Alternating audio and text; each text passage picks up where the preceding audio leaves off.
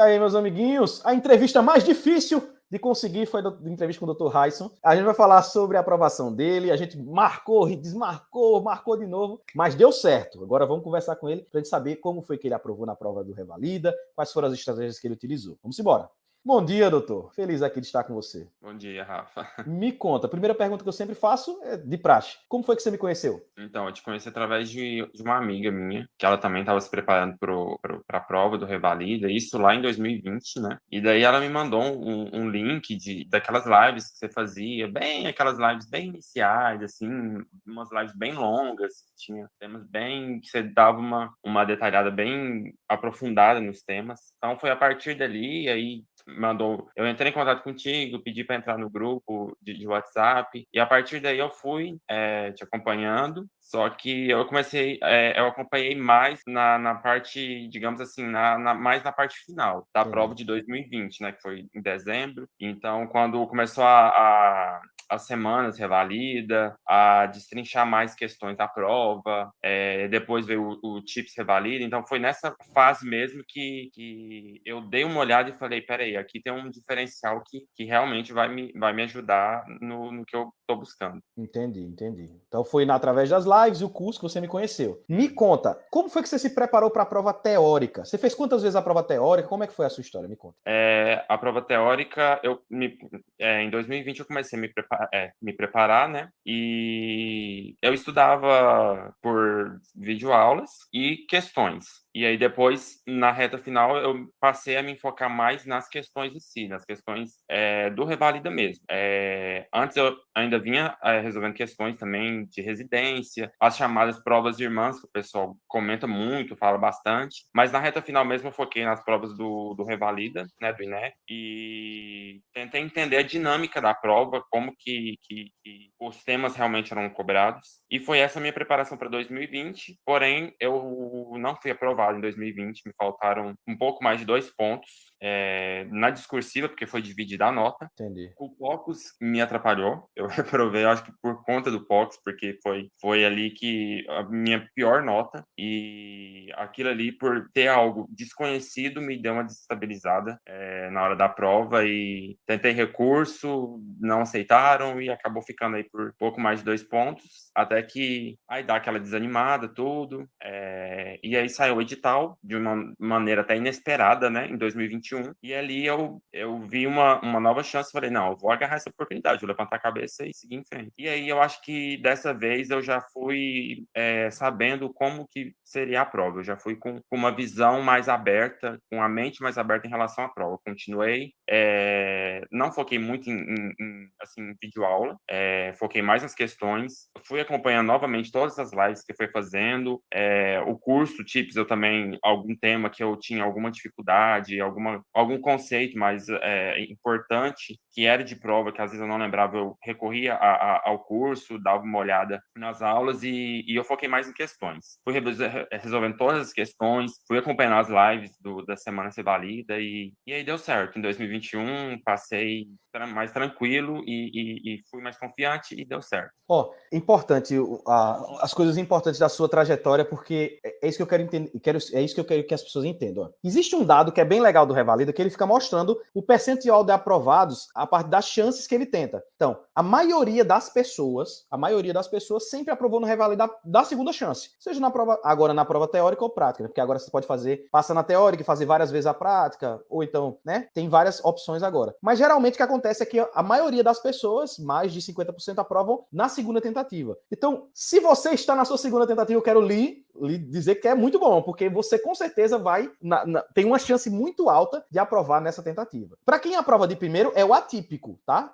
Aprovar na primeira vez que você faz a prova é o atípico. Então é normal. E aí, onde é que tá? Eu sei o que é desaprovar, e eu desaprovei na primeira tentativa da prova prática. Faltaram 1,25, meu amigo. É tristeza demais. Mas eu sei o que é desaprovar, eu sei que a pessoa tem essa questão difícil se levantar, né? Porque dá a tristeza. Mas isso daí serve para muitas pessoas prestarem atenção e verem que é possível. Não tem bicho de sete cabeças. Você desaprova, mas depois você continua e você aprova. Não tem segredo nenhum. Levantar a cabeça e seguir em frente, né? Esse é o segredo, por mais difícil que seja. Mas a persistência, ela precisa estar ali. Tem que ser constante para você conseguir alcançar o seu objetivo final. O que você diria para alguém que vai fazer a prova teórica, agora que você já passou 2 vezes pela prova teórica, quais dicas você diria que são importantes para fazer a prova? Primeiramente, eu acho que a gente tem que ter confiança em nós mesmos, tem que ter fé em Deus, porque eu acho que Deus, ele coordena todas as coisas. Ele não levou ninguém, ele não traçou o caminho de ninguém, saindo daqui do Brasil, indo para Bolívia, Paraguai, Argentina, onde quer que seja, para depois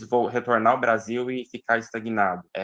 Eu sei que para mim foi um momento muito difícil, esse tempo, eu me formei em 2019, então foram 2 anos, né, praticamente, nessa preparação, nessa angústia, mas assim, eu acho que a primeira coisa é essa confiança em nós, primeiramente em Deus e depois em nós mesmos. Em relação à preparação, se você está começando agora essa preparação, então assim, começa devagar naquilo que você, dentro das suas possibilidades, dentro das suas limitações.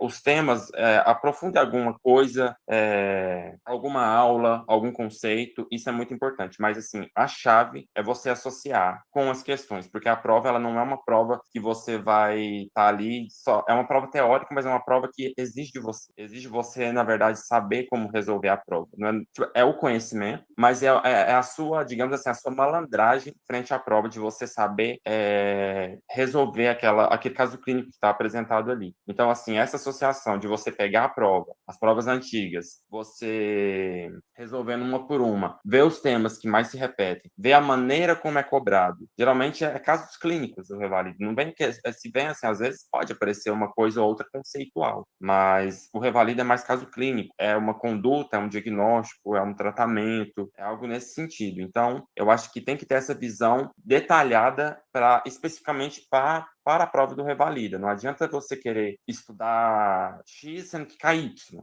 Se aprofundar demais nas provas de residência, porque você tem que ir focado realmente naquilo. Então, assim, eu acho que resolver as questões, tentar entender a dinâmica da prova, ter eu da segunda vez, da primeira vez, em 2020, me faltou tempo na hora da prova. Cheguei no final, precisei chutar as últimas questões porque não ia me dar tempo de terminar. Já em 2021, eu entrei com uma visão diferente e me sobrou tempo, porque antes de ler o enunciado, ler as alternativas, porque é igual você fala, as suas dicas que você dá. A resposta, muitas vezes, já está ali. Então, você lê ali, automaticamente você já tem uma ideia de resposta, você talvez fique em dúvida entre duas. Quando você bate o olho no enunciado, vai ter uma palavra-chave ali. Você bateu o olho, vai ter uma palavra-chave que você vai conseguir resolver, você vai matar a questão. Então, assim, resolveu, não precisa retornar, ficar lendo e ficar naquela, será que é isso mesmo? Não, vai para frente. Foi o que eu fiz em 2021. Eu tive mais confiança e usei esse método e no final ainda me sobrou tempo. Então, assim, Rafa,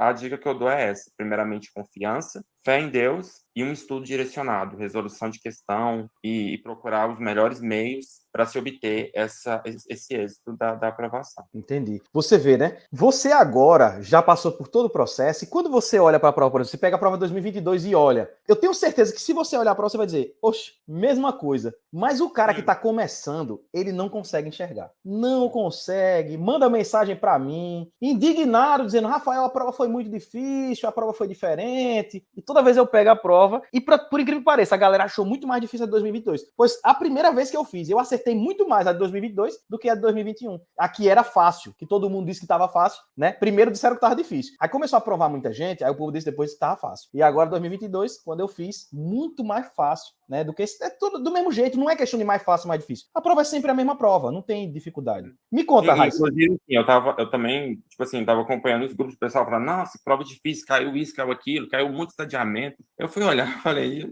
onde que as pessoas estão vendo isso na prova? Porque assim, eu não identifiquei tanto essa coisa assim que falaram, né? Lógico. Teve o seu grau ali de para quem vai realizar a prova a primeira vez e ver, com certeza é inevitável ter essa dificuldade. Lógico. Mas no meu modo de pensar seguiu o mesmo padrão de todas as vezes. Entra banca, sai banca, muda, sai notícia que mudou a banca, mas o padrão é sempre o mesmo. O padrão não muda. É como se o INEP tivesse as próprias questões, né? Aí a banca que entra só modifica um pouco, mas geralmente não muda o estilo da prova, né? Então, por enquanto, até 2022 na primeira etapa, estamos do mesmo jeito, do mesmo jeitinho. Agora, lógico, não estou dizendo que a prova é fácil, eu estou dizendo que a gente já enxerga o que talvez você não enxergue. Então, o que eu sempre falo para vocês, é que vocês têm que buscar enxergar. Porque quando você enxerga o que a gente está enxergando, você já consegue fazer fácil. Muitas vezes as pessoas querem resolver a prova, e não é esse o importante. Você tem que saber resolver. Você tem que aprender o método para poder entender. E depois que você sabe o método, você nunca mais você esquece. Você olha para a prova, qualquer prova que vem, do Revalida você já consegue resolver fácil. Doutor, você aprovou na prova teórica de 2021. Quais foram os próximos passos para a sua preparação? Teve a prova prática, totalmente diferente da prova teórica. Então, o que você fez para se preparar para a prática? Então, quando eu comecei a me preparar para a prática, veio aquela dúvida, né? Nossa, e agora? Como que é esse estudo? Será que é a mesma coisa, só de uma maneira encenada, como se fosse um grande teatro? Então, assim, me veio uma dúvida e, assim, eu sou aqueles que entram em diversos grupos. Sempre que mandam um link de um novo grupo, eu estou entrando para ver se o que vai ser dito ali vai me acrescentar em alguma coisa. Então, eu entrava em todos. E eu fui vendo como que o pessoal comentava sobre a preparação, como que deveria ser o estudo focado para a prova prática. E daí eu fui começando, assim, o início de tudo mesmo. O primeiro contato foi através das suas lives do esqueleto checklist, para ver como que seria cobrado e qual o roteiro que a gente deveria seguir, na verdade. A partir dali, eu fui começando a olhar a checklist. E o pessoal mandava checklist do Bertoldo, checklist da Bíblia, inúmeros checklists, e aí me deu um pânico, falando, nossa, o pessoal fala que para passar tem que saber, tipo assim, todos esses checklists aqui decorados. E aí me deu, assim, um certo receio de achar que é importante o checklist, mas que aquilo ali não era exatamente tudo o que era fundamental para sair bem na prova. Então, eu associei checklist com um ensino teórico, com um estudo teórico também, para ver as minhas deficiências na teoria, porque muita gente fala que a prova prática ela não media conhecimento, ela só media a sua postura naquela situação em frente ao autor. E eu discordo. A prova ela exige sim o conhecimento teórico. Então eu fui associando algumas coisas que eu não lembrava, algumas coisas que no decorrer a gente vai acabando esquecendo. Eu fui vendo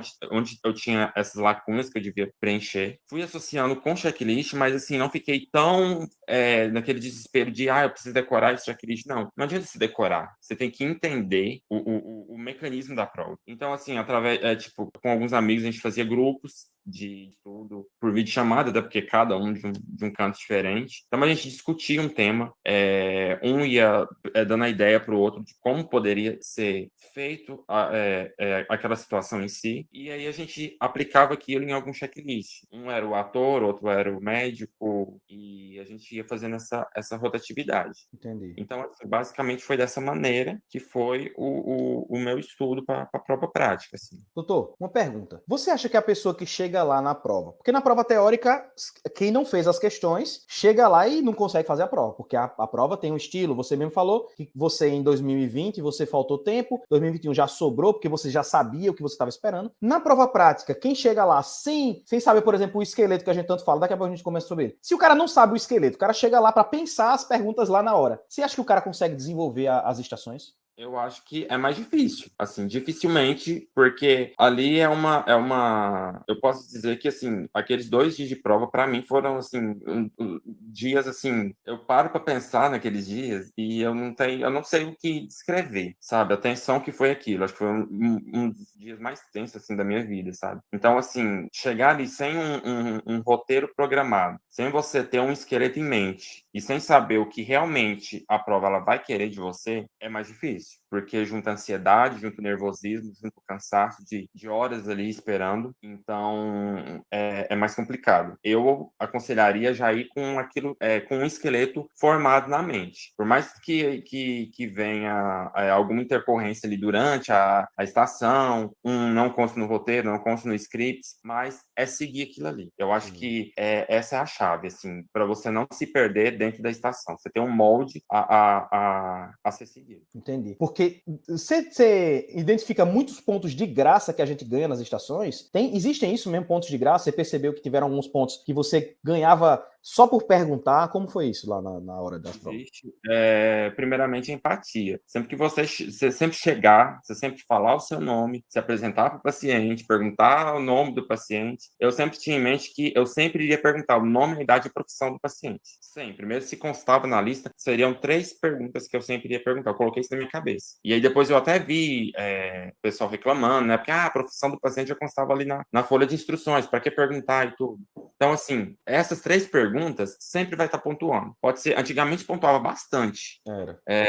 pelos checklists antigos. Hoje em dia já pontua pouco, mas é um pouco que pode fazer a grande diferença ali no final, na pontuação. Então, assim, essa empatia, o final, os dois extremos, o início você ser empático, o final você se despedir do paciente, sempre perguntar se o paciente tem alguma dúvida, se ele quer dizer algo a mais. São 2 extremos, assim, que são pontos de graça, né? E nessa prova que eu vi agora, acho que ao você seguir o roteiro, né, a anamnese, exame físico, solicitar exame físico. Eu perdi muito tempo, depois eu estava vendo os meus vídeos, ao solicitar o exame físico, eu descrevia tudo. Eu queria descrever, porque eu pensava, vai que eles pedem assim, especificamente assim no checklist. Mas não, você olha o checklist, está lá, solicitou o exame físico, só. Então, assim, foram 3 situações em que é de graça. É só você saber organizar, é só você saber parar, respirar e fazer essas 3 coisas que isso aí está garantido. Não tem como não constar isso no checklist. Sempre vai estar lá na grande maioria das vezes. Lógico. E também, assim,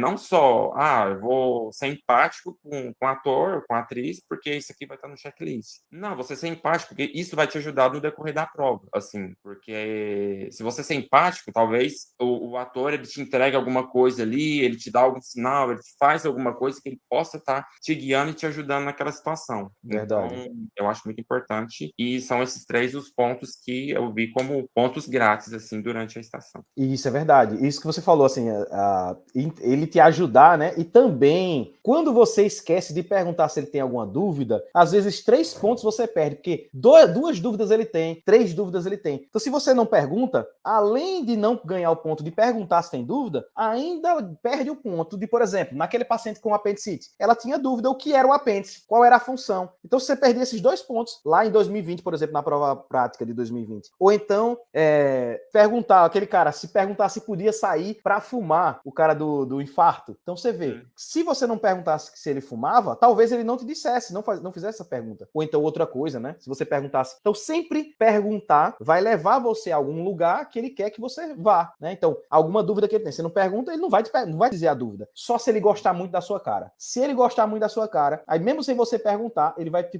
perguntar as dúvidas no final. E Doutor, assim, acaba que a responder às dúvidas, né, a pergunta do paciente é certeza que é ponto. É certeza que vai estar ali no check, vai constar no checklist, porque lógico. não vai vir uma pergunta aleatória só para te tomar tempo, para te fazer perder tempo. Então, isso aí que você falou é muito importante. Você às vezes deixa de ganhar ao não esclarecer as dúvidas, ao perguntar se o paciente tem dúvida, né, e aí vai vir alguma pergunta que com certeza vai te gerar algum ponto.